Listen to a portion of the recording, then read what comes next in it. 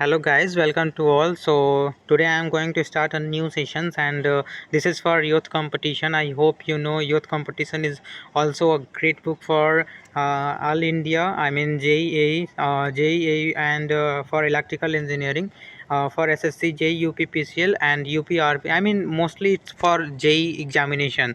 So इससे पहले मैंने वी के मेहता का भी वीडियो इस इस चैनल पर आप जानते हैं, इससे पहले वी के मेहता का भी वीडियो अपलोड होता है. So in this sessions I am going to start today new publication which is objective type question.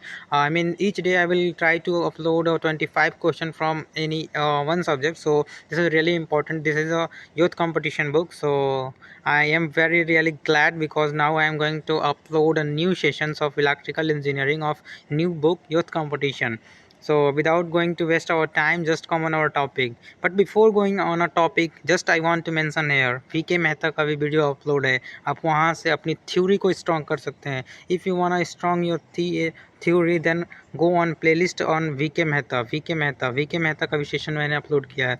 और ये जो है ये सेशन जो है यूथ कंपटीशन का जो यूथ कंपटीशन का बुक है उससे ऑब्जेक्टिव टाइप क्वेश्चन चलेंगे, क्योंकि इसमें इतना क्वेश्चन दिया हुआ है ऑब्जेक्टिव टाइप, जो कि सॉल्व पेपर है मतलब all India JE solve paper है previous year. So it's really important for us to know which type of question is coming in examination. So now it's time to start this books. This is youth competition.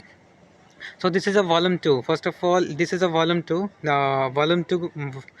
volume 2 books, and in this first chapter is electrical machine 1. So we are going to start electrical machine first on this books. So first question for today is what? Just wait. First question for today is, I am just going to zoom. So the cross magnetizing effect of armature reaction can be reduce by. मतलब यहाँ पे देखिए, आप हिंदी के student हैं तभी आपके लिए अच्छा है, और इंग्लिश के लिए हैं तभी भी अच्छा है. तो this book is really important if you wanna preparing for J examination. So just go through this book.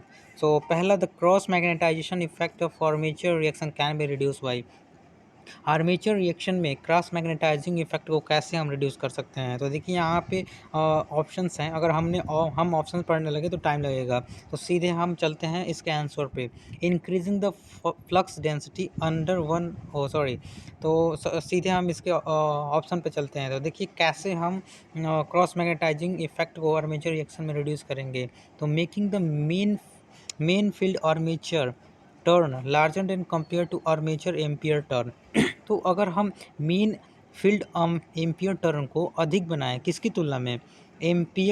Armature ampere turn के तुलना में, तो हम क्रॉस मैग्नेटाइजिंग इफेक्ट को आर्मेचर रिएक्शन में क्या कर सकते हैं? रिड्यूस कर सकते हैं. तो I hope first question is clear to each one. अगर क्लियर ना हो तो आप यहाँ पे मैं शो कर रहा हूँ, आप वीडियो को पॉज करके आप पढ़ सकते हैं. Then you will got more information about this question. तो इतना अच्छा एक्सप्लेन किया हुआ है इस बुक में, बहुत ही अच्छा. I like this book because first of all this is previous year questions. देखिए ये ESC कोई एग्जामिनेशन होगा इंजीनियरिंग का 2019 में पूछा हुआ है, तो आप समझ सकते हैं ऐसे ऐसे क्वेश्चन जो हैं पूछे जा रहे हैं. तो अगर आप ऐसे ही क्वेश्चन को पढ़ रहे हैं यहाँ पे क्वेश्चन ही नहीं पढ़ रहे हैं, उसके नीचे डीप एक्सप्लेनेशन भी दिया हुआ है. तो अगर डीप एक्सप्लेनेशन से आप पढ़ते हैं तो आप इस डीप एक्सप्लेनेशन में बहुत चीज़ें है जिससे आपके कंसेप्ट बहुत ही अच्छे से क्लियर होंगे. So in sessions only we are going to read about theoretical question, but numerical question I will solve later. So now question number second is numerical, so we have to skip again. Just come on third question.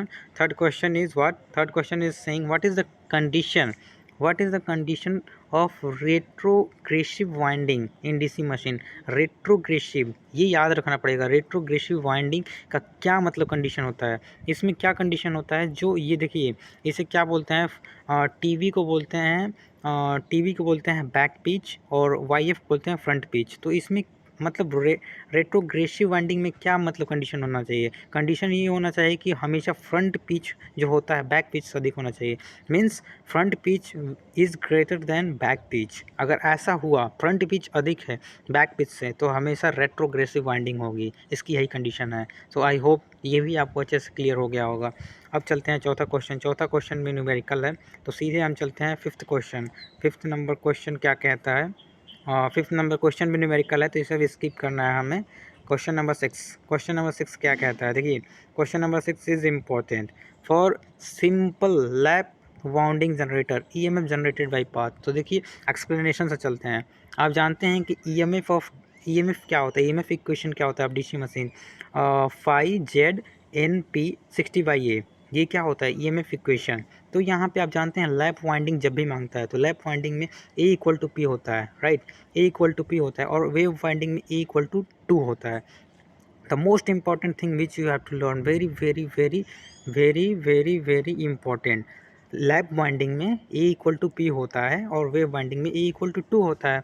तो हम जानते हैं EMF equation ये होता है। तो ए बराबर अगर हम पी रखते हैं तो यहाँ से ए और पी कट जाएगा, तो हमें क्या बचेगा? देखिए, जेड फाई एन बाई 60, यही फॉर्मूला होगा। तो यहाँ पे देख सकते हैं ऑप्शन नंबर ए वही है। तो यहाँ से हम मतलब हमें अगर याद रहेगा कि क्या कंडीशन है लैप वाइंडिंग का और वेव वाइंडिंग का, तो देन हम इजीली ईएमएफ इक्वेशन निकाल सकते हैं। तो ये हुआ क्वेश्चन नंबर 6। अब चलते हैं क्वेश्चन नंबर 7 पे। क्वेश्चन नंबर 7 क्या कह रहा है?